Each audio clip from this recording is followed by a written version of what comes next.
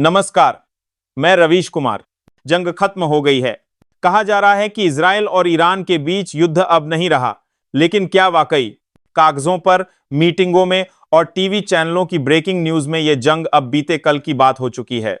लेकिन जब हम खाड़ी के उस पार देखते हैं तो ईरान अब भी अपनी मिसाइलों को तैयार रखे बैठा है, ऐसे जैसे अभी अभी कोई बटन दबेगा और सब कुछ फिर से शुरू हो जाएगा।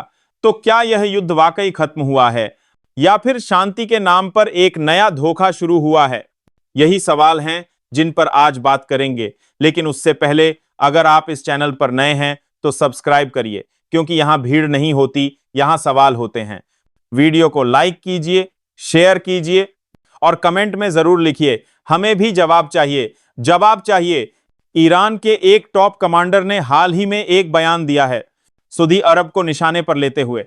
उन्होंने कहा, जो जख्म हमें मिले हैं वो ज्यादा गहरे हैं और जो लोग चुप रहे हैं उनकी चुप्पी और ज्यादा चुभती है। अब सवाल यह है कि सऊदी अरब को यह संदेश क्यों?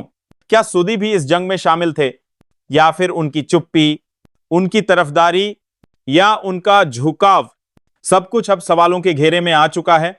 जब एक मुल्क की सीमाओं पर हमला होता है तो उसका जवाब सिर्फ बॉर्डर तक सीमित नहीं रहता, उसका असर उसकी कूटनीति पर भी होता है, उसकी विदेश नीति पर भी और उसकी सोच पर भी। ईरान आज यही कर रहा है।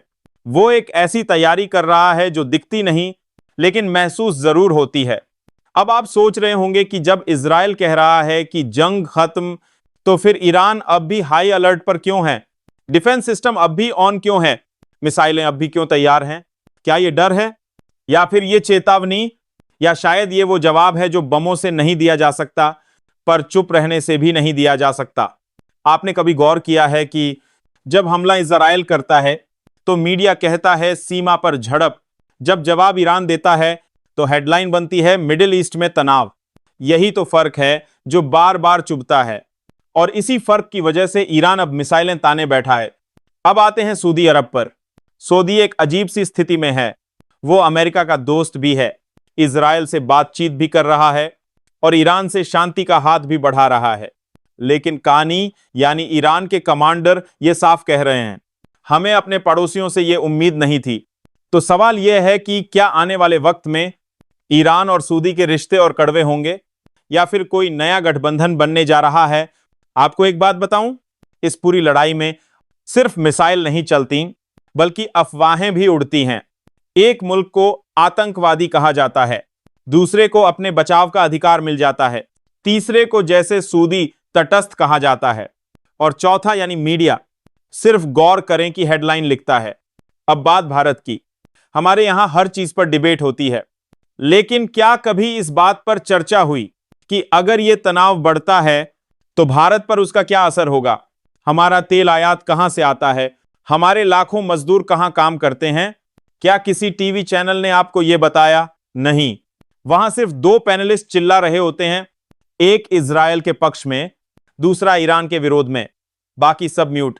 सवाल पूछने वाला चुप है, सच बोलने वाला डरा हुआ है, और सुनने वाला बस व्हाट्सएप यूनिवर्सिटी की डिग्री लेकर सब कुछ देशहित में मान चुका है।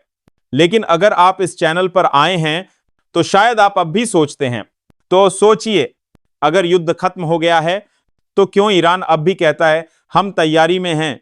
क्यों टॉप कमांडर सऊदी अरब को दर्द सुना रहा है? क्यों हर शहर में मिसाइलें तनी हुई हैं? क्योंकि यह जंग अब सिर्फ मिसाइलों की नहीं रही, यह जंग अब भरोसे की है। यह जंग अब उस चुप्पी के खिलाफ है जो जुल्म को देखती है लेकिन बोलती नहीं। जंग कभी पूरी तरह खत्म नहीं होती, वो बस कुछ देर के लिए पर्दे के पीछे चली जाती है, लेकिन जब लौटती है तो और ज्यादा तैयार होकर लौटती है। अगर आपको लगता है कि ये सवाल पूछने चाहिए तो इस वीडियो को लाइक कीजिए, शेयर कीजिए, चैनल को सब्सक्राइब कीजिए और कमेंट करके बताइए, हमें जवाब चाहिए और हम सवाल पूछेंगे।